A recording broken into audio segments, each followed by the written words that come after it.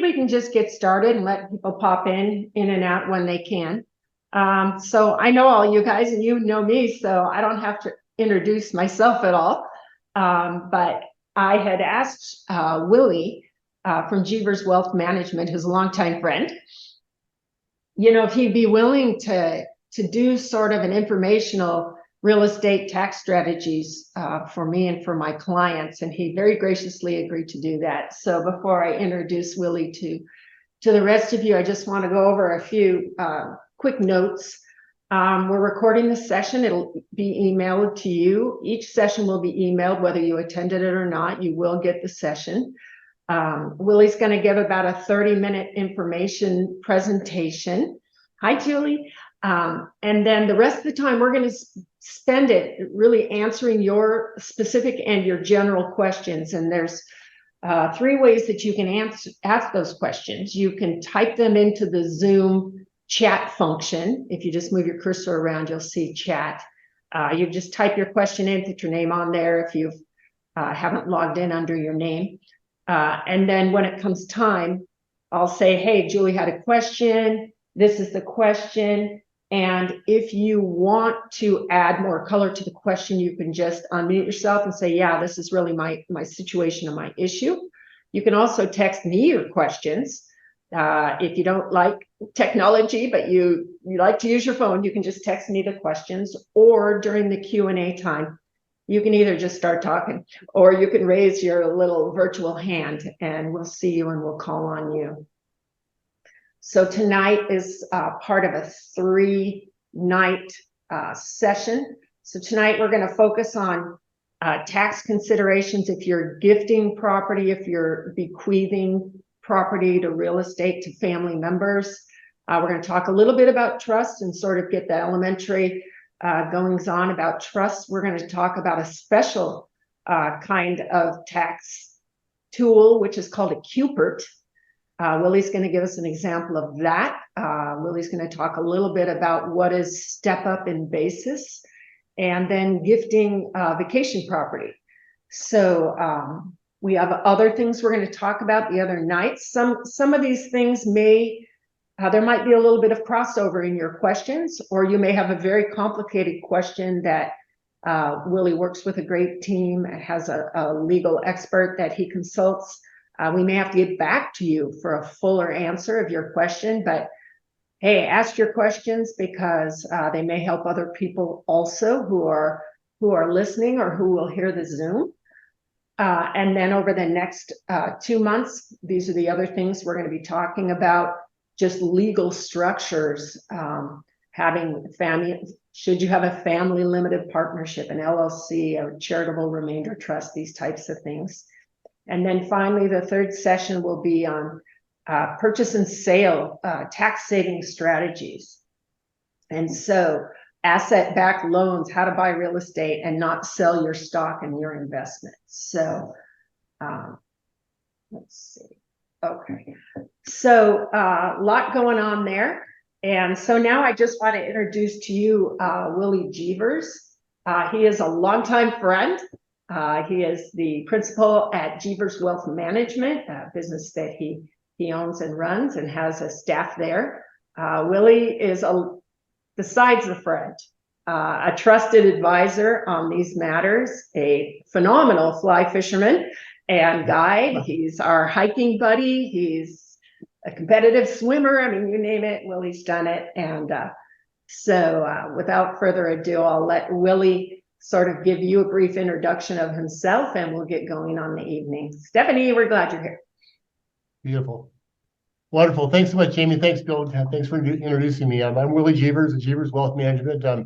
Our firm is located in Issaquah, and we work with successful families. And one question that comes up an awful lot with the families we work with is, what about our houses? How do we buy our house? What sell a house? What about the tax issues? What if we want to transfer our house to our kids?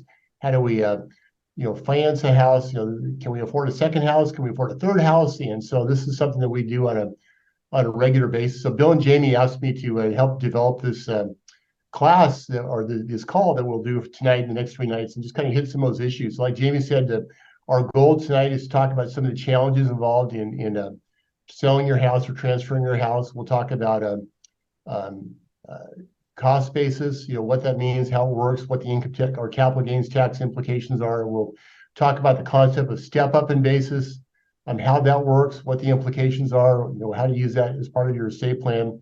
We'll talk about the estate tax. We'll talk about Washington state estate tax and the federal estate tax and some of the changing rules and regulations that are coming up. And then finally, we're going to introduce a tool in the legal toolbox called the Qualified Personal Resident Trust, like Jamie said. And this is a tool that successful families with expensive houses can use to transfer houses to their kids or even their grandkids on a very tax favored basis. So that's kind of our topic tonight. And as Jamie said, we've got copies of all the slides. I've written a case study on the QPERT, and that's available to you via PDF. So if you want that, we can send that to you afterwards. But and then we'll have some Q&A afterwards and do our best to try to answer any questions you have. So I'll try to make it fun. It's a little bit of a dry subject talking about taxes, but I'll try to make it fun and applicable, and hopefully it'll be of interest to you guys. So let me throw up some slides for you to take a look at, and let's talk a little bit about the challenges that we have with our home. So can you guys all see that slide okay? Yes. Hey, Willy, Okay. can you turn up your volume a little? Yeah, I think I've got it as high as it can go. Let me try a little bit more here.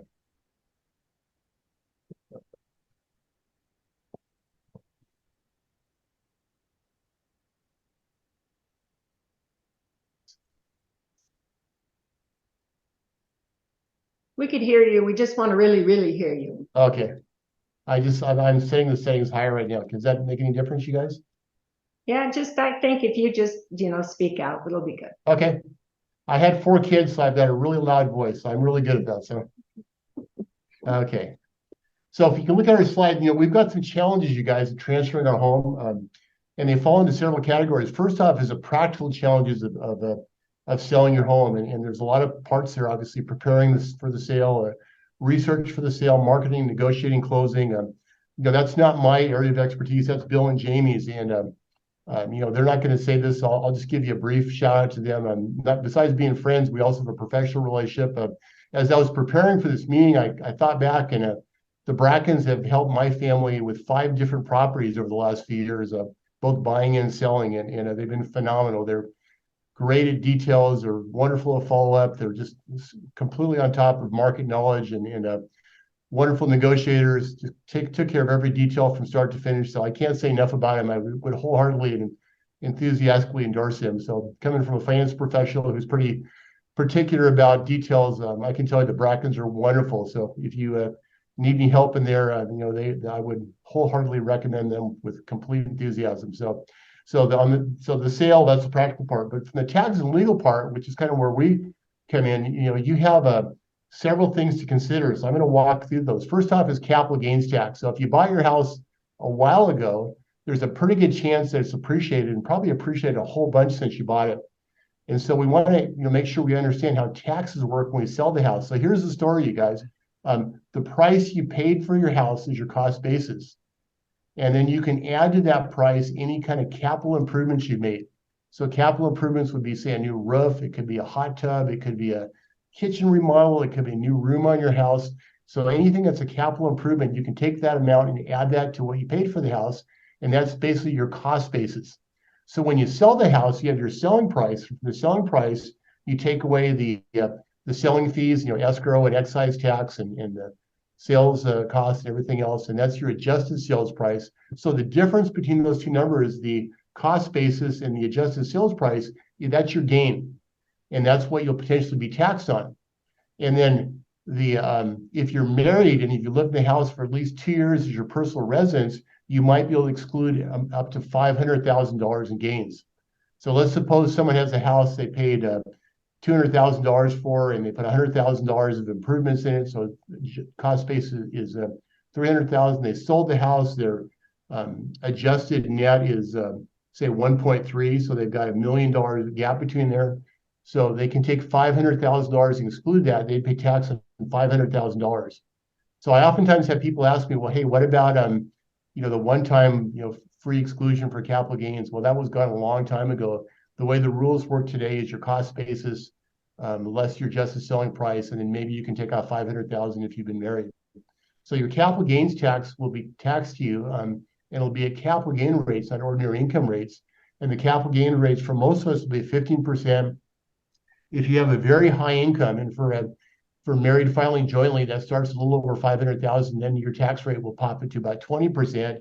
And then you might also have some extra surcharge taxes in there too, the what they call the net investment income tax and the Medicare tax. But bottom line is capital gain on the gain in your house will be 15 to maybe 23 to 28% of the highest. So that gives you a rough way of how to look at it. So here's a planning note. We know there's a lot of us are going to have a tax we sell. There's not too many ways around it. Unfortunately, we can't, transfer that to another property like a 1031 because if it's our personal residence, so we have to pay the tax. But there are some creative ways to try to, cut that tax back. We'll talk about that more in a later session. But let me just give you one quick example today. If we have a client that we know is going to sell a house, we might be very proactive at harvesting losses. Let me give you a great example from last year. New client we just started working with had a couple of very expensive houses, including a beautiful condo in downtown Seattle. They'd owned it for quite a while. They wanted to move to a different condo. So they were planning to sell it, and the gain was pretty big. And so we looked at their portfolio, and they had a very large bond portfolio. And the bond portfolio had, as you can imagine, with interest rates increasing last year, had dropped in value. So we were able to harvest about $400,000 in losses from their bond portfolio. And we basically exchanged those bonds for some better bonds that had some higher interest rates. So it was a really great scenario for the client. They ended up making a little bit more interest from income from their bond portfolio. And we had $400,000 in losses to offset against the gains in their condo. So if you have other assets, you guys, you have investments, you want to be creative. If you're thinking of selling your house, you might even want to kind of start to plan for that, maybe months or even a year ahead of time and say, how can I proactively work to try to reduce taxes, if I've got a big gain in my house. But again, bottom line, other than harvesting losses and maybe some charitable giving, not too much more we can do to offset that. And the capital gains is going to be the cost basis less the $500,000 exclusion at 15 to 20%. So that's a big tax. But there is actually one way to get around that capital gains tax, and I don't recommend it as a strategy necessarily, but it's called the step up in basis. And here's how it works: if you own a house and you pass away in the state of Washington, after you pass, the house steps up, or it adjusts upwards to the current market value today. So the step up in basis is kind of a gift to us in the tax code. It's been there for years and years. And bottom line is, if you have a house and you pass away and your children take over the house, and then all the gains are wiped away, you get a new adjusted basis based on the market value on the date of the passing, and we can sell a house without any capital gains tax in that scenario. But like I said, that's a kind of a harsh way to get around that tax strategy. But we do need to know that if we're doing our estate plan, the step up in basis is a way to get around that. A couple of legislative notes on there. Senators Warren and Sanders have been vigorously trying to get rid of that in the tax code. They almost succeeded in pushing through a bill on this about a year ago that would have eliminated that. So really got a lot of people worried. It would have been potentially the biggest tax increase on the middle class in the history of our country if it happened. So I hope it succeeds. Legislative challenge, but it has had a pretty good run against it. So you want to watch that pretty closely. If they do change that rules, it changes the whole game. So we may have a different story or different strategies in that case. But as the world stands today, if you have a house or other appreciated asset and you pass away, you do get the step up in basis. Let me illustrate this a little bit just from a real life example so you can see how it works, and see how you might not want to do it. So family in Issaquah that we just started working with a couple of years ago, mom and dad had a very, very nice house in Issaquah. Dad passed away in 2017. So they had been in this house since they were kids, since our clients were kids. Mom and dad owned the house, I think, for close to 40 years. So in 2017, when dad passed away, the amount they paid for the house had a step up in basis at the date that dad passed. So we had a value of 2017. But then mom lived a few more years, she started getting kind of ill, and they got advice to transfer the house to their names. It's a gentleman and his brother. So the mom gifted the house to the two brothers about 6 months before she passed.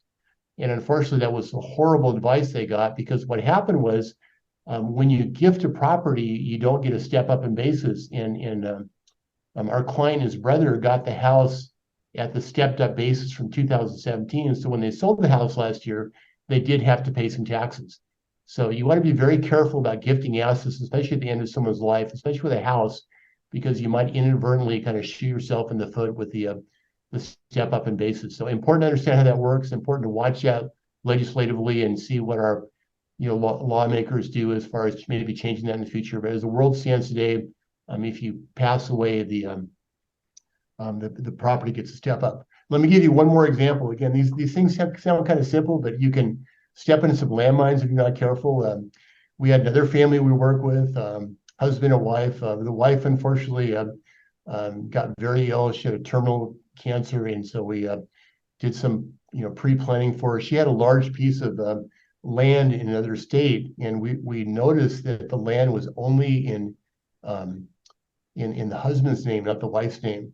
So if the wife passed away, they wouldn't get the step up in basis because it wasn't in both their names. So the advice we gave them is, hey, let's try to get the property into both your names before she passes, so we can do some kind of proactive tax planning. So again, the kind of a sad example, but you want to be very careful with this cost-based issue and make sure you get good advice that your assets are titled properly and set up properly, so you can try to take advantage of the way the rules are set up. So that's a step up in basis. But that's just capital gains tax, you guys, and it gets worse from there. Here's where it gets worse. You also have another layer of taxes you might deal with when you try to transfer a home to your family, and that's the federal estate tax. So here's how the rules work under today's laws. The federal estate tax is $12.9 million per person for a married couple. So in other words, if you're married, you can pass almost $26 million for free without estate taxes, and anything above that gets taxed at 40%. And you might think, well, okay, if I'm below that, I'm home free. Well, not so fast. The plan we have today was part of the Trump tax plan that passed a few years ago, and it sunsets, or it goes away at the end of 2025.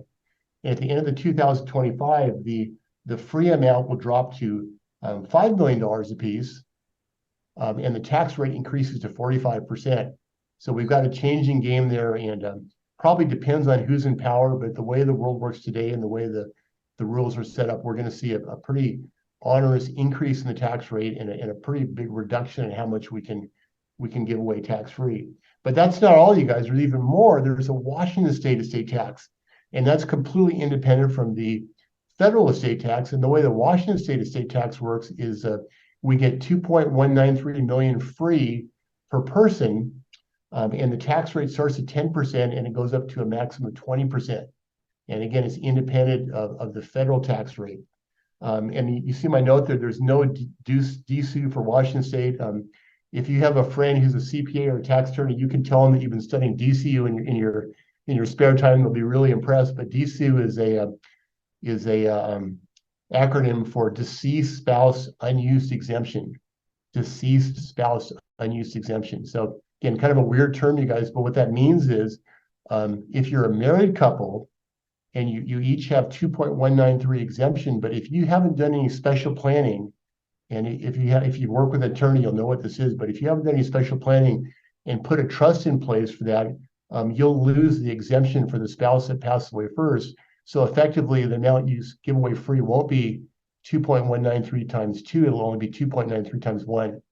So I know it may sound a little confusing, but the bottom line is, if you are above 2 million in Washington State, if you're married, you need to really make sure you've done some planning in this area, because there's no, what the attorneys call, portability of the exemption. In other words, there is no way for both husband and wife to each use their exemption unless you've done proactive legal planning.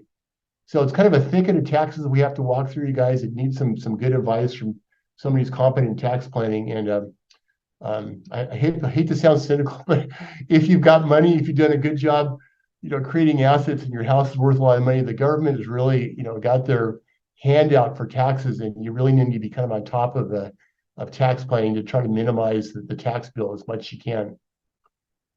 So let me stop there for a minute. Any questions or comments on the capital gains taxes or Washington state or federal state tax rates?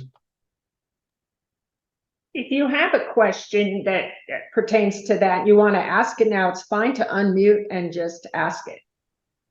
Somebody was asking, Patty was asking, she would like to know more about the capital improvements, because it seems like people have a wide variety of views on what qualifies as a capital improvement. Yeah, great question, Patty. And the answer is here's what I do, what I've done with our properties. I keep pretty good records on everything we do, and if we sell a property, I just give the whole list of improvements to my CPA, and I just let him tell me what qualifies and what doesn't. I'd rather be more aggressive on that and just let him tell me if I shouldn't do it.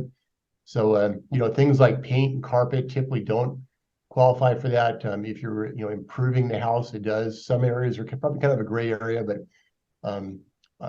again, my approach is I keep track of everything, and then I let my CPA tell me, this we can deduct. No, you can't deduct this. This is a gray area. What do you want to do? So I think the best way to answer that is keep good records. The best example I saw that we have a lovely lady that we work with for years, and she has a high-rise condo in Seattle, and she sold it a couple of years ago. And I brought the subject up with her, and she kind of chuckled to herself, and she pulled a book out of her briefcase, and she had a binder. And I'm a little OCD, you guys, so I love this story. But she had glued a copy of every receipt for every improvement she had made in her condo over the last 20 years in this 3-ring binder. And so she had a very, very complete record. And when it came to time of selling, we were able to document all of her capital improvements very carefully. And I don't know if you have to go quite to that level to keep track of things, but bottom line, count up all your bills for repairs and have your CPA kind of vet that for you. So what did you say, Willy, Willy? Oh, sorry, go ahead. Yeah, Willy, this is Mark. So that was actually my question. But so the reason I was asking is because, we've owned this house since we were 30 years old, right? So, Yeah. and in the early days, we didn't know anything about this stuff. Mhm. So there's improvements we did that I even had kept some of the receipts. You go back and look at them, and all the ink is faded out, so you can't even see. So what would be your advice on things that you've done but don't necessarily, can you estimate? Yeah, that's a great question for your CPA, Mark. But here's my opinion on this. And again, let me emphasize, I'm not a tax preparer. I'm not licensed to practice tax. But first off, going back and estimating probably is your best guess in that case. So you put a new deck in 1983, and take your best guess on what the labor was and what the wood was, and use that. But the second thing I would say, and again, let me say this very carefully, and just to give you my personal value system, I have never got a speeding ticket driving, so I'm very, very careful to obey the rules, and I'm cautious about making sure that we do things right in between the lines. But that being said, I've never seen a client in 30 years of practice. I've never seen a client get audited on cost basis for a home sale. So over literally hundreds and hundreds of situations. So I don't want you to be the first, but I've never seen anybody get audited on that. So I would again check with your CPA, but that's kind of my perspective on it. But it's Now, Willy, I do generally like remember, I think you fouled me deliberately one time playing basketball. Oh, well, Just saying. I'm very, very sorry. It was probably because you're way faster than me, and you probably blew right by me on a lay-in. All right, I'll mute myself now. Okay. But Great it's question. generally like new roof repair, Yeah. air conditioner, new heater, new hot water heater. You probably have 3 of those in the lifetime of your house if you've been there that long, Mark and Patty. New flooring, like permanent things, but things like paint and carpet aren't typically allowed. But maybe you had to replace siding, bigger things. Willy would exterior paint probably wouldn't lie, but it might. Probably not. So, Yeah, but check with your CPA. yeah. But usually fix up expenses right before you go to sell could be a cost of sell, add to Yeah. the basis or Yeah. reduce Yeah. the selling price. So Or reduce usually the that selling price, does count. exactly. Yep, yep. Yeah, Good great, good question. question. Well, let me jump forward and talk about estate tax planning. Again, I'm gonna, we're talking about houses, but I want to give you the view from 30,000 feet because our house oftentimes is one of our most valuable assets, and it's a big part of our estate plan. But here's one of the ways to think about estate tax planning, you guys.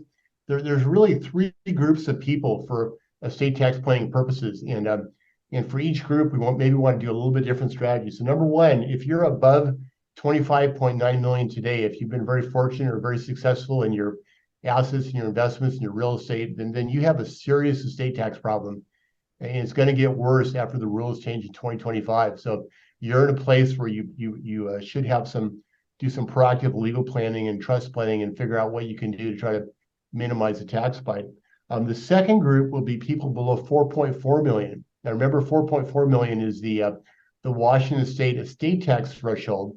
And if you've done some simple planning and you're married, 4.4 million and below should get you free of any kind of estate tax, either Washington State or federal estate tax. And in that kind of scenario, the step up in basis could be your best strategy for giving your house for your kids. And your life is going to be, hopefully pretty relatively simple and straightforward at least as far as estate tax planning goes. The third group is the most complicated, and that's folks between 4.4 million and 25.9 million.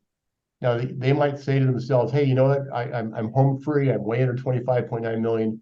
Unless they discover oil in my backyard, I'm never going to be above that level. But remember, the rules are going to change at the end of 2025, and they're going to go from 12.9 million per person today. And they're going to roll back to probably 5 million is a number that we should be at, and they're going to increase the tax rate to 45%. So folks that are below the threshold today might be way above the threshold in about 2 years. And those are the folks that probably want to be the most proactive about their estate tax planning. And those are the ones that you might need to do the most work. And so I'll be speaking mostly to group 1 and 3 for our strategy. We're going to talk about the qualified personal residence trust probably fits best for folks that are fit in those two categories. So let's I'm going to talk about your home again. Let's talk about strategic goals for your home. So there's a verse in Proverbs that says a good man leaves an inheritance for his children's children. And that's what we want to do, you guys. We want to use wisdom as far as taxes and legal and financial to leave a good inheritance for our kids. So one of the questions we want to ask ourselves is what is our goals for our homes? What do we want to achieve? So some of the goals that I've heard people ask, well, we want to keep the home and the family for the next generation. Might be especially true for a vacation home. We might want to minimize future taxes to the family. We might be worried about future appreciation. We live on the lake. Lake houses just keep going up in value. And 20 years from now, they might be worth even more than it's worth today. And there might be even a bigger tax bill than there is today. And a lot of people want to stay in their house long term. They want to say, I just like to be able to figure out how to stay here for a long time and enjoy this beautiful house that we built, we lived in for so long. So you may have other goals or values, but those are some of the common ones that we hear. And if those are your goals, then one of the tools in the legal toolbox that we can use to accomplish those goals is called the Qualified Personal Residence Trust, or it's often known by its acronym, the QPERT. So again, if you're talking to your CPA neighbors or tax attorney neighbors, you can tell them that you've been studying QPERTs in your free time, and I think they'll be very impressed. But the QPERT has been around for a long time, you guys. And it's been in the tax code for years and years. I think I've been doing this for 30 years, and it was there even before I started. But I think what you'll find, the QPERT is going to become really a popular topic over the next couple of years. And I'll talk more about that in a minute. But because of home values, because of the increase in estate tax rates, and because of changes in interest rates, the QPERT is way more attractive now than it was a couple of years ago. So I'm going to guess that you're going to see a lot of people like me, a lot of tax attorneys. You'll see articles about this in places like Forbes and Barron's. But the QPERT, I'm going to guess, is going to become an increasingly popular legal tool and planning tool in the coming, especially in the coming years. So let's talk about QPERTs a little bit and talk about how they work. I'm going to throw another set of slides up here.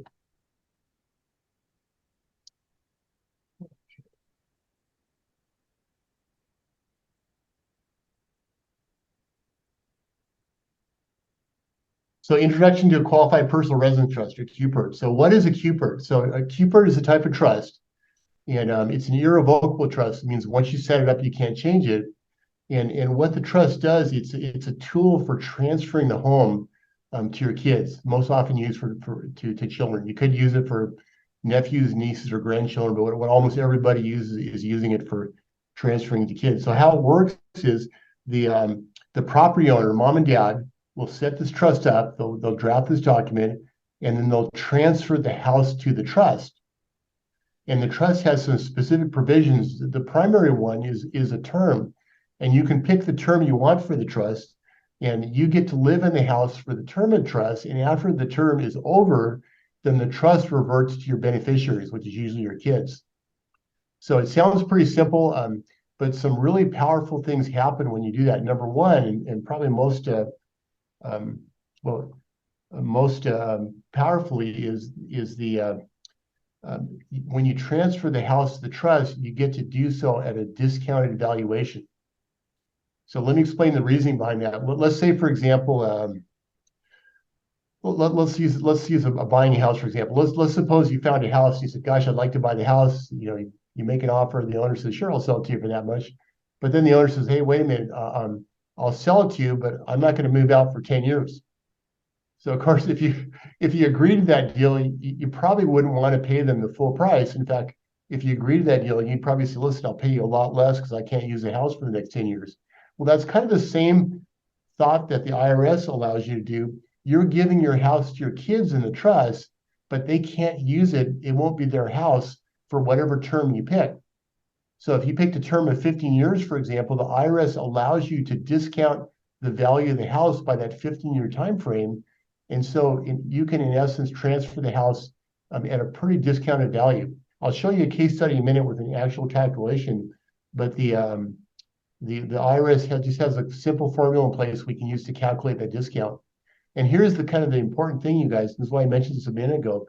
The higher the interest rate is, the lower the value of the gift to the trust. In other words, the more favorable it is for you to use a trust vehicle like this. And we all know, and Jamie and Bill are really in tune with this because they're in the real estate world. Interest rates have gone what? They've gone way up for the last 2 years. And so it's not great for mortgages, but it's great for these kind of vehicles. The higher the interest rate is, the lower the cost of the gift is to the trust. So that's one of the reasons I said I think you'll find these trusts becoming much more popular here as rates have gone up.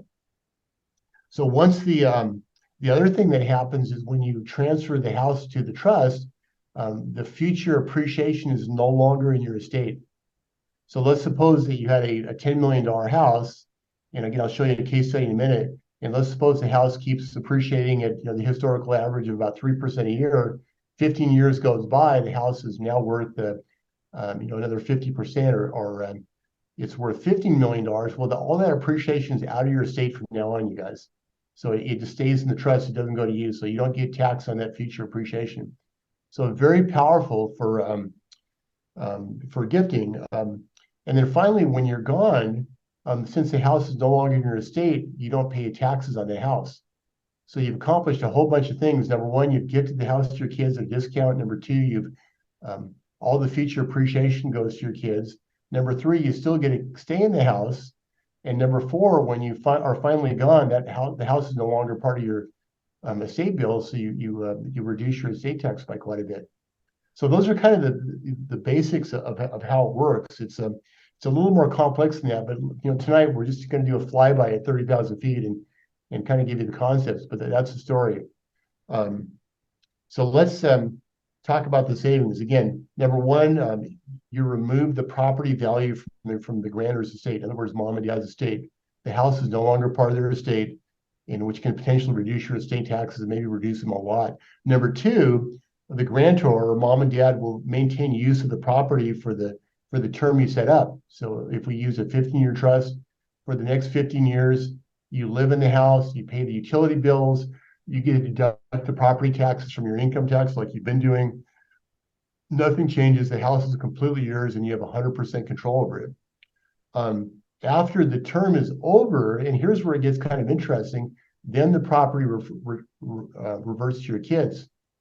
Now, if you want to get creative, here's tax planning, 300. The what you can do if you want to continue to stay in the house is you can rent the house for your kids. And you might say, what the heck? Why would I want to pay rent to my kids? I raised them. But here's the impact. If you pay rent to your kids, and those of you who invest in real estate are familiar with this, the kids will receive the rent most likely tax-free because they'll be able to depreciate the house. So they won't pay any tax on the rent you give them. And the rent that you give them isn't subject to the annual gift tax limit. So if your goal is to transfer more assets to the kids, the rent is just a great additional way for you to make additional contribution, additional transfers to your kids. So again, that's kind of an advanced technique, but I've seen several families do that who were really trying to maximize their the money they were passing their kids and didn't need the money for themselves. So that's an additional thing you can do. And then again, as I mentioned, the appreciation is transferred out. So if the house keeps going up in value after you transfer the estate, that no longer belongs to you. It's no longer in your estate. You're no longer taxing them. And then finally, as I mentioned a minute ago, the higher the interest rates go, the lower the gift cost. So rates are still going up. The markets were signaling today that the Fed is going to keep raising rates. So the higher rates go, we may not like it for mortgages or buying or selling houses, but it's really favorable for these qualified personal resident trusts or QPERs. So a lot of advantages for using those. But let's take a look at the downsides. There's some problems with it too. One of them is loss of ownership. So at the end of your trust, you give up the control of the property. So, if you have a family like I do with 4 kids, one of the questions you immediately ask yourself is, well, how well do I get along with my kids? And do I trust my kids to let me stay in the house, after it belongs to them? So that's a question for you to ask. I'll tell you a quick story. I'm a father of 4 grown kids. Love them with all my heart. One thing I'm really grateful for is we just took a big family vacation to Southeast Asia earlier this year. We were gone for 15 days. We had all 4 kids plus some of their wives, and we were all together for 15 days. And when we got back to CPAC Airport, we all kind of gave each other a big hug, and we got along great for 15 days. So as a parent, you got to be pretty happy about that. So that's a note of gratefulness. But the reason I bring up the story, as I was preparing that, I thought, well, gosh, maybe this will work for my wife and I. Maybe I could we get along well enough with our kids, so we could trust them with this. So, but again, the point is, obviously, if you don't have a trusting relationship with your kids, or you don't, things are not as optimal as they might be, then maybe this isn't the right strategy for you. So that's one of the litmus tests you want to consider when you're thinking about the strategy. Another disadvantage is it's a little complex. So, this may have been the first time you've heard about this tonight. If it's something you want to look at or consider, you probably want to review this in more detail and hear about this a few more times and do a deep dive into this before you consider this. It is an irrevocable trust, which means once you set it up, it's permanent. So you want to be kind of careful and, understand how it works. But, there's going to be an attorney bill to draft this. There's some legal issues. My personal opinion, I don't think it's too difficult to live with, based on the clients we've helped us with. But, it is, if your primary, principle in life is keep it simple, this may not be for you. And finally, there's what they call retained interest risk. So here's what I mean by that. If you pass away before the term of the trust, or you and your spouse pass away for the term of the trust, then the house passes back into your estate. And so it from a tax planning point of view, it's as if you never did the trust. In my mind, it's kind of a heads you win, tails you break even type situation. If you both outlive the trust, then the home passes to your kids, you get all the tax benefits. If you happen to pass away early, then the house comes back into your estate and you don't get the tax benefits, and really all you're out is the legal bills that you paid the attorney. So, but that is a risk. There is some ways to mitigate that. Sometimes the attorneys we work with will draft 2 trusts, one for each spouse. That way, if one of them passes away early, you still got the other half in there. And one of the families we work with, that's what happened. They had a beautiful waterfront home in Oregon. They'd owned for years. Husband was quite a bit older than the wife. The attorney drafted 1 trust for the husband, 1 trust for the wife. Unfortunately, the husband didn't outlive the trust, so the half of the house that was in his trust came back to the family. She outlived the trust, so the other half of the trust went to their 3 kids, and they still got some tax savings, but it wasn't quite as much as if both halves of the house had been in there. So again, whenever you look at a strategy, there's advantages, but there's always disadvantages. You want to kind of walk in this with eyes wide open and make sure you understand what the what the issues are. So again, let me stop for a minute. I know I've kind of thrown away a lot of information. I'm going to give you a case study in just a second, but let me ask you any questions or comments on Yeah, there were some questions on here, some great ones. So let me pull them up in the chat. One of them was, how is the cost basis established when it transfers to the trust? Great question. I love that question. Thank you. So that's whoever asked that that's a very savvy, smart question. So when you pass the house to the trust, the cost basis is your cost basis. So let's suppose that you bought the house years and years ago, and you've got a waterfront house with a very low cost basis worth a lot today. Well, the trust gets the cost basis, and so when it passes to the kids get your cost basis. So there's no step up like I mentioned before. So you might say, well, that's kind of disadvantageous. Well, it might be, but it depends on what your goals are. So if you have a property that you want to leave for the family that they're never going to sell, then the cost basis may not be an issue. So I'll give you an example. We've had a house in Lake Chelan for about the last 19 years. We love the house. Our kids kind of had a lot of family memories there, and that would be a great candidate for a QPERT because nobody wants to sell the house, at least not in the next generation. So, so if my wife and I were looking to transfer that house to our kids, we might use a QPERT for the vacation property, and they won't get a step up in basis. But if they plan to hold it for long term, then maybe it just doesn't matter. The other part of that question is when you look at the step up in basis, remember the top capital gains rate is 20% plus maybe some surcharges or 23.8. But the top capital estate tax rate is scheduled to be 45% after 2025. So you'll have to this is where it gets a little complex, but you'll have to do a little bit of tax arbitrage and ask yourself, is it more advantageous for my family and my kids to, not get the step up in basis, but avoid the 45% rate? Or vice versa, if we're not going to pay estate tax, maybe we won't do the qualified personal residence trust and we just rely on the step up in basis to try to avoid taxes for our kids. So again, great question. It's a 300 level question that you want to ask specifically your professionals if you consider this for yourself. But the bottom line, the answer is your cost basis is the cost basis of the property when it goes in the trust. How about, Willie, for the question was asked for a vacation property that maybe you own a portion of. So, you own it with your siblings or something. Maybe you have 25 to 50% that can you put your share in a trust like that if the other owners don't? That's a great question. Let me put that on my research list. I think the answer is yes. But I'm not 100% sure of that.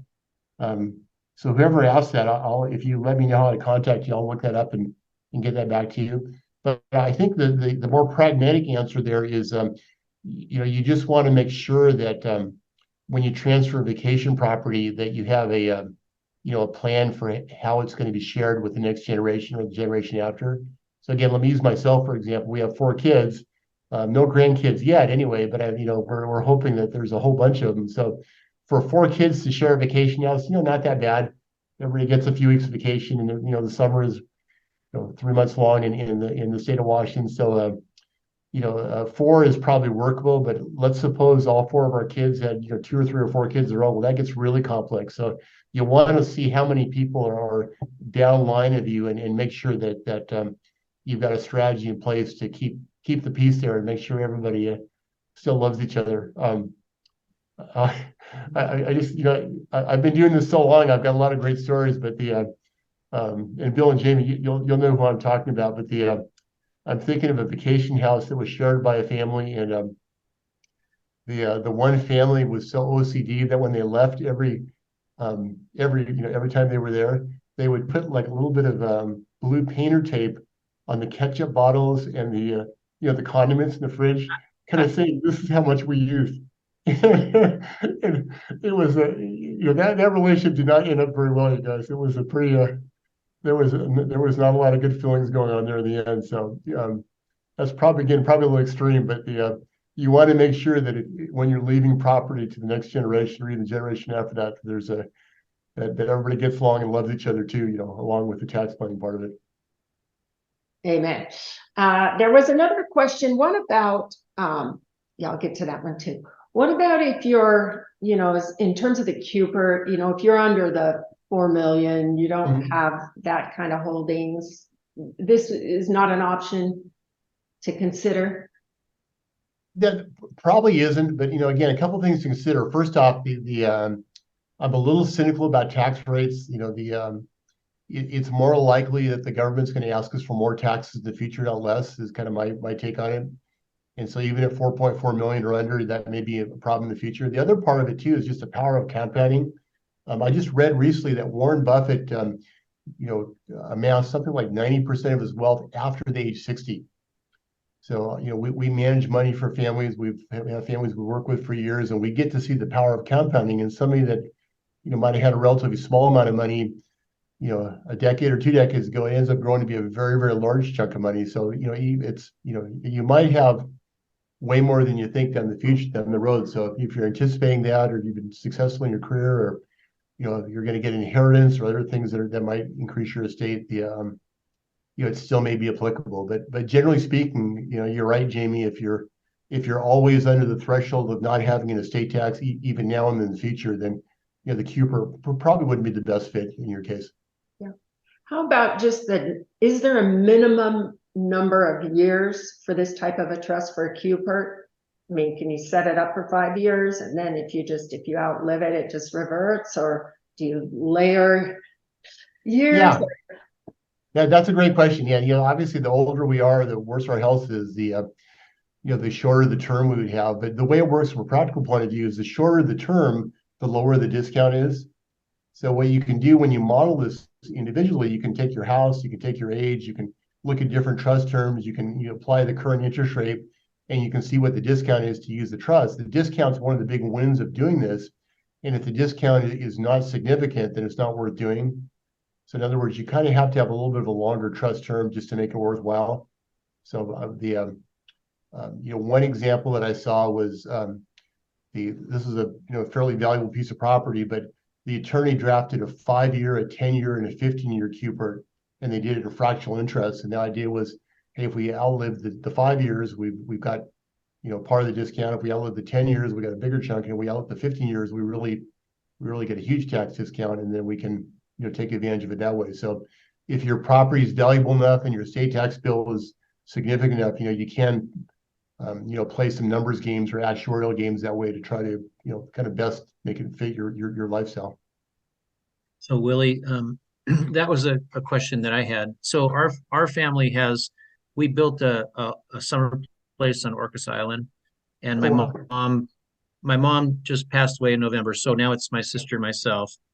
And the thing is, I mean, I think for everyone on this call, if you own a home in the East Side or Seattle, you're already halfway there to the 2.193 at least, right? Yeah. And then if you have a vacation home, so even without the discounting, does it make some sense potentially to do that trust in order to just take that asset and get it out of your estate, period? I mean, that was kind of my question about the minimum number of years. We had a friend on Orcas, I think it did it for 10 years, and he was kind of mentioning that if I don't live 10 years, then it can, which he has. But so that was the reason I asked that question about the minimum number of years, more or less to get the asset away from your estate. Yeah, good. It's a great point, Mark. And I think you're absolutely right. Again, the way to answer that specifically is just to run the numbers and say, what does it look like? But the other part of that too is Orcas Island is a treasure. It's unique, and I can't imagine a future where things just get more and more expensive in Orcas Island. So if you use a trust, you also transfer the future appreciation out of your estate as well, while still being able to use it. So it might be very attractive for a vacation property. Because I was just thinking one of the problems with all these tax strategies is you're sort of kicking the can down the road to your kids, Mhm. and they may have a real problem with how much they have, right? Yeah, Eventually. yeah, Yeah. yeah. Yeah, and that goes back to goals and values. It's in the sometimes mom and dad will have a house that there's no way the kids can afford. So in that case, we wouldn't use a qualified personal resident trust, but we might try to figure out the best strategy for mitigating taxes to the kids. A legacy property like Orcas Island, maybe you want to keep in the family as long as possible. And in that case, the QPERT might be a good fit. So a lot of it goes back to what's our goals and values, what are we trying to achieve, and what's the best tool. And again, just to roll just what I mentioned in the beginning, this is just one tool in the toolbox, one method that we might be able to think about or use in this scenario. All right, anybody else have a question about the QPERT? And then Willie, other tax strategies, will we be discussing those at the next meeting? Yeah. In terms of, And passing down your kids? Yeah, and before we leave that, Jamie, let me just give a case study, because I want to give an example of what the actual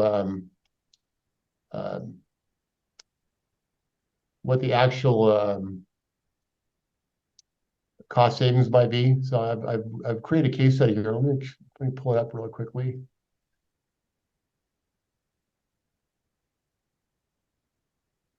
Got a bunch of screens here. Let me get the right one open. While he's doing that, I want to go back and say that Jamie helped our family out with we were managing an estate, and she was truly amazing to work with on helping us with that. I cannot say enough good things about you, Jamie, for that. Nice. So I wanted to. I know you've known Willie for a long time, but this is a third party saying the same thing, that you were incredible. So thank you. Thank you. I appreciate that. Totally agree. So let me finish off with a case study, you guys. I just want to give you some numbers to go along with what we're talking about. So here's the case study, and again, I've got a PDF file of this, so you can look at this in more detail. Again, just let me double check. Can everybody see the case study I've got up on the screen here? Yes. Yes. Okay. So here's the case study I built. I call this family John and Sarah Thompson. They're in their 60s. They own a beautiful Lake Sammamish home. It's very expensive. They lived there for years. Their children, Emily and Michael, grew up there. They've got a lot of happy memories there, and they really want to pass the home on to their kids. They want to minimize their estate taxes, and they also want to keep living in the house for as long as possible. So they talked to their financial advisor and the tax attorney, and they decided that a QPERT might be a good option for them. So here's what happened. They set up the QPERT. Your estate planning attorney drafted the document for them. They decided on a retained interest period of 15 years. So market in their case, they modeled that and looked at the different numbers. The longer the trust period, the bigger the savings you get. But then you might have maybe you get into a water ski accident, or you something happens wakeboarding or something like that. But anyway, they picked 15 years, and they thought that gives us plenty of years to both to live there and to get a significant discount. So once they drafted the trust, the attorney also helped transfer the ownership of the home to the trust. From a practical point of view, we changed the title. It gets refiled with the county, and now the home is actually owned by the trust. The fair market value of the property was assessed at the time of transfer, and this value was used in the gift tax calculations. And as somebody asked earlier, the cost basis was the cost basis that John and Sarah had for the house when it got transferred in there. So by setting up the QPERT, the Thompsons were able to leverage several tax benefits. First off, the value of the property was locked in at the time of the transfer. So if Lake Sammamish properties keep going up in value, that's no longer part of their estate. That goes to the trust and the kids, not to them. Number two, they got to get a pretty sizable discount on the value of the trust. I'll show you the numbers in a minute, but I assume their house was worth about $10 million today, and with a 15-year term, they were able to take about $4 million off the value of that house, which gave them almost a 40% discount, a pretty sizable discount in that case, and that allowed them to really get a big bang for their buck there. When the retained interest period came to close, in other words, after 15 years, the lakefront home transferred to Emily and Michael, their two kids. And they were in their late 70s by that time, and their goal was to keep living in the house. They were still in good health, and they were had a great relationship with Emily and Michael. So what they decided to do, like I mentioned earlier, was they rented the house from Emily and Michael. And again, this is one of those things that kind of seems weird on the surface, but if you look into it deeper, Emily and Michael can depreciate the house, which means they'll probably get the rent as tax-free income to themselves. And if John and Sarah were very generous and wanted to gift, well, the rent they pay them doesn't count against their annual gift exclusion, so they can give them rent payments plus give them more money on top of that. So it's a kind of a neat way to transfer money where basically kind of everybody wins. So bottom line was they continued to rent the home to mom and dad for the time being, and they eventually were able to inherit the property, and they were thrilled with the opportunity to create new memories with their family as well, avoiding a pretty substantial tax bill to do this. So let's take a look at the numbers, you guys. For those of you who are more numerically oriented, I just kind of gave a brief example here. So here's what I said. Let's suppose that their home was valued at $10 million. And let's suppose their total taxable estate, their investments and real estate and everything they own was $30 million. So you remember that I mentioned a few minutes ago, group 1, group 2, group 3, the Thompsons are clearly in group 1, right? So the Cooper was a good fit for them. The current federal estate tax exemption is $12.92 million per family. The Washington state estate tax exemption we talked about is $2.193 million per individual. And the federal estate tax rate is currently 40%. The Washington estate tax rate is between 10 to 20%. So in their case, the discounted value gift came out to $6.7 million. Remember, the house is worth $10 million today. If Bill and Jamie put that house in the market and sold it, we think we could get $10 million for it. But they get to transfer it to their kids for $6.7 million. That's a really big deal, you guys. That's a gigantic discount, and it's very, very advantageous. And I ran this case study based on the numbers from about a year ago. I should have updated it, but the rate at that time when I ran this was 2.5%. I checked this morning, and the current rate today is 5%.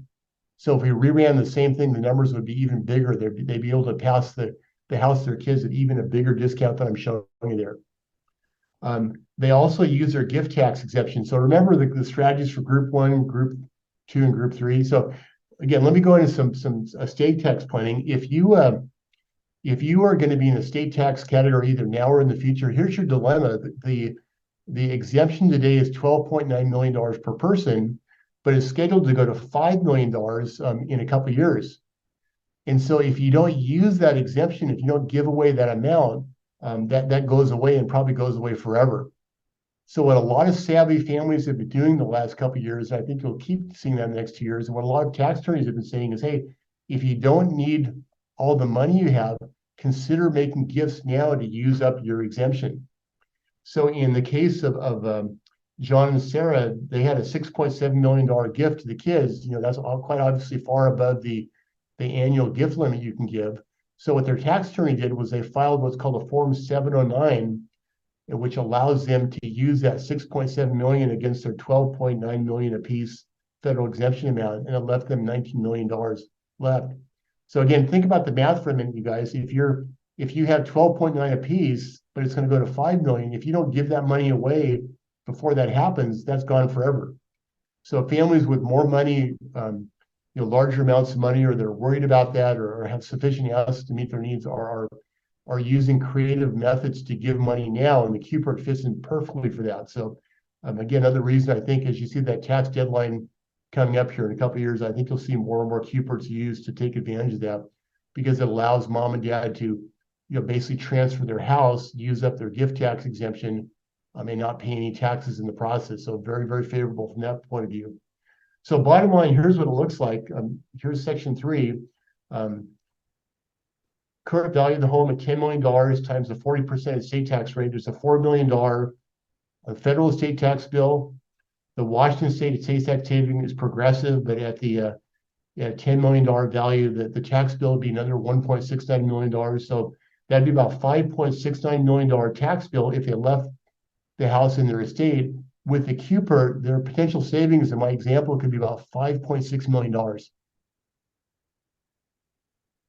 Now that's a really good deal, you guys. If you know, if you're a, somebody like me that works with numbers all day, I'm just going, wow, that's fabulous, that's incredible. So you should be shaking your heads up and down. But in this case, in John and Sarah's case, and again, this is a case study, but you can see that even using some, probably relatively conservative numbers, they could save a lot of money, for the relatively tiny cost of just paying an attorney to set up a trust like this. And again, if it fits your family, if it fits your goals, if it fits your relationship with your kids, this can be a really, really great way to take advantage of a pretty vanilla tax planning strategy that's been in the tax code for years and years.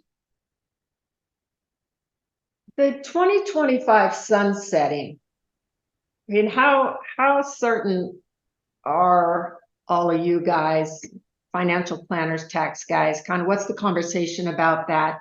The probability that really, it's really, I mean, is it a for sure thing it's going to drop to 5 million? Well, from a statutory point of view, yes. The way the tax bill is written, it will sunset. So if Congress doesn't do anything, then there won't be any change in that. And if you look at the way that they've done tax planning the last 10 years, both maybe Democrats and Republicans, it's easy to pick on people that make more than $400,000 a year. So you've seen Biden, say that. And again, I'm not trying to be political, you guys. I think this is true for both sides of the aisle. But my opinion is it's unlikely and probably a political hot potato to try to change this, because anybody who did this would be, they wouldn't be getting the votes. They'd just really be kind of favoring a relatively small group of people. So again, statutorily, it will expire. It will go back to 5 million. But the other part of that answer, Jamie, is it probably depends on who's in power. Yeah. So when Trump was in the White House, these tax bills were very favorable to people with higher net worths. And our current administration has been pushing pretty hard to try to make it worse. So we'll see who wins the next election, and we can kind of make a pronouncement on that. But it will. I would be surprised if it isn't way lower than it is today. Hey, Willie, when my mom passed away, I kind of looked at that Washington State number, and I realized that number has not increased for at least the last 5 years, which means that as all the inflation and prices have gone up, that number stayed 2.193 million. Is there any thought that could increase with all the inflation we've got and all the rising prices that we have? Do you have any sense of that? Yeah, that's an astute question, Mark. The way things used to work years ago was the Washington State estate tax was coordinated with the federal estate tax, so you could kind of offset two together. But when they changed the federal estate tax, our legislators in Washington kind of quietly changed the numbers here, so they're two separate tax systems. Yeah, and they didn't put an inflation COLA in there, so there's no talk about doing it that I'm aware of. I try to follow tax laws, fairly closely, and I don't know of anything in the works. But the stock market's gone up, real estate prices have gone up, pretty much every house price has gone up across the board for the last 10, 15, 20 years. And there's no move afoot that I'm aware of to change that. So, that is a problem. It gets worse as time goes on. All right. Do we have any more questions on this topic or any topic?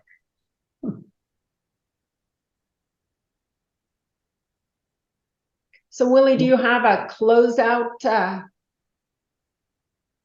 We have more, or do you want to close out? Well, let me just summarize before we wrap up here. Number one, again, this is just one tool in the estate planning toolbox. But when we were talking about doing this series, we wanted to lead with this idea because it's very powerful in today's environment. Again, you've got kind of a triple whammy that makes these Cuperts look attractive. Number one, obviously house prices have gone up dramatically even the last couple of years, and certainly the last 10 or 20 years. Number two, you've got a situation where estate tax rates are pretty certainly going to increase in the very near future. And then finally, number three, interest rates are way higher today than they were a year and a half ago.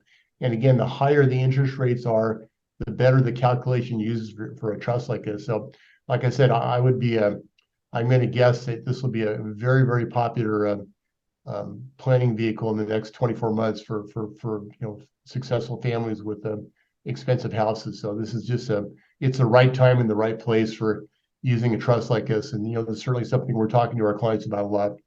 But, let's talk about some action items. Here's what I suggest. This is just one, piece in the whole puzzle as far as your estate plan goes. What we like to encourage people to do is just do some goals and value planning for their estate plans. What do they want to accomplish for their kids? How do they feel about charities? How do they feel about paying taxes? What about their house? What about their vacation house? What about their family business? Do we have kids with special needs? There's all kinds of things that families deal with. And the process that we use is we have a questionnaire, a multi-page questionnaire that we've built that we give to the clients we work with. And we ask them to fill it out. And then we do kind of a pre-estate attorney meeting with our clients. And this meeting could be, as much as a couple hours long, but we'll go through those questions. And the goal is to try to distill what they want to accomplish and kind of share some of the strategies and plans we want to talk about. So at the end of that meeting, we'll have kind of it's almost like we're drawing a blueprint for a house. We're drawing a plan for some of the legal strategies and transfer strategies and things they want to accomplish. And then we'll take that document and then we'll bring in an attorney. So we'll work with one of the tax attorneys that we work with or our client's attorney, and we'll join them in that first meeting. That will kind of really be our design and finalization meeting. So we'll meet with the attorney to kind of go through the whole process. So we like to just kind of really, be very thoughtful and mindful in how we kind of build out estate plans. And the qualified personal residence trust is just one tool that we might use in the process. So, the action items I would take away from this for everyone here that doesn't have an estate plan or a current estate plan is, might be wise to go through that process. If you want a copy of our questionnaire, I'm happy to send it out to you. Of course, if you want to meet with one of us, our team here would be happy to do that for you. But also just happy to send you the questionnaire if you want to do that on your own. And, again, understand your goals and values, figure out what your tax liability is, figure out what it might be in the future. Kind of look at the big picture and then make sure that you've got a good plan in place to transfer your home in a way that is most meaningful to you and your children and, in the most tax efficient way possible. Awesome. All right. So you want to unscreen share, Willie? Yeah. Yep. Does anyone else have any other question that you want to ask before we sign off for tonight? This was very interesting, Willie, and I appreciate your wisdom and your expertise for sure. Do you, on the questionnaire, I think that'd be a valuable thing for people to take a look at that and start seeing some things to think about. Are there documents or things people should sort of gather, should have accessible when they're doing their estate and tax planning? Yeah, if you you're in your first meeting with the tax attorney, you want to have a copy of your existing documents, your existing plan. You want to have a balance sheet or an inventory of your assets. You want to have a list of how all your assets are titled. We oftentimes do that for our clients ahead of time to meet with the attorney. You want to review all your beneficiary designations. So there's kind of a comprehensive list that you want to kind of have in place. And then, kind of in line with that thought, Jamie, once you have your document done, then the part that sometimes people miss is that once the document's completed, then you want to make sure that you implement everything that's been done. So every once in a while, someone will come in and they'll have a very expensive legal document that somebody else created for them, but they never followed up. And they didn't fund the trust, or they didn't change the beneficiaries, they didn't title the investment assets properly. So there's a whole process of implementation, and we're a little bit OCD at our firm. We try to be very careful on that, but what we like to do is to get a list of all the titling and the beneficiaries from the attorney when the plan is complete, and then we go through our clients' accounts and make sure everything's set up properly. But you want to be organized in the front end, but you also want to be very careful to follow up carefully in the back end too, and make sure you've implemented everything that should be done. Yeah, I know. I talked to some of my clients. They're like, well, we got started, but we never finished. So yeah. I think that's probably really common. So yeah. Would it be okay to, when I send out the sort of video to everybody, to also send out the questionnaire? Yeah, I've got that and in like PDF. Attach it and attach your slide deck. Could we do that? Absolutely. And then if people want to get in touch with you, we can put how they can do that on the follow-up email, and You can explain more to them Great. if they want to do that. Yeah, thank you. And while we're at it, we have a regular newsletter we write to, and we cover topics like this. And Jamie, I think you've seen our newsletter, so we try to keep it kind of fun, That's but we awesome. discuss some relevant wealth management topics. So if you want to be on our newsletter list, happy to include you on that as well.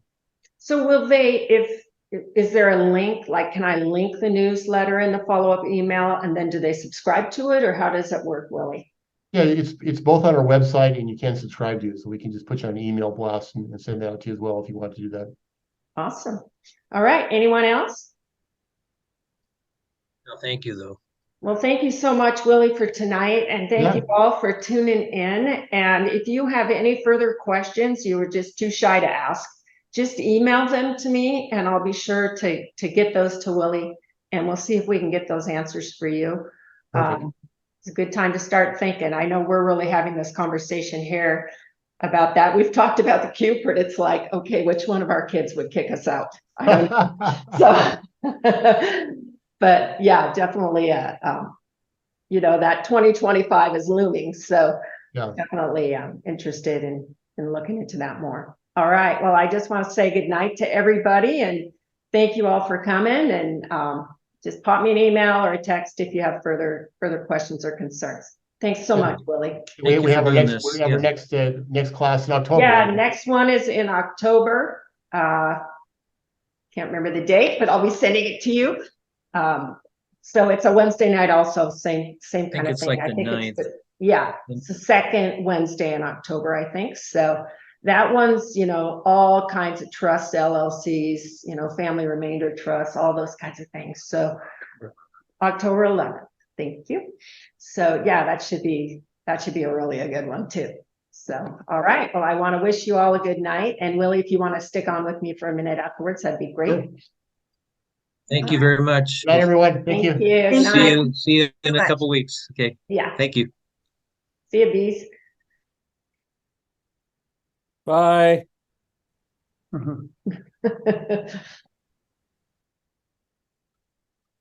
right, I'm gonna stop recording. So.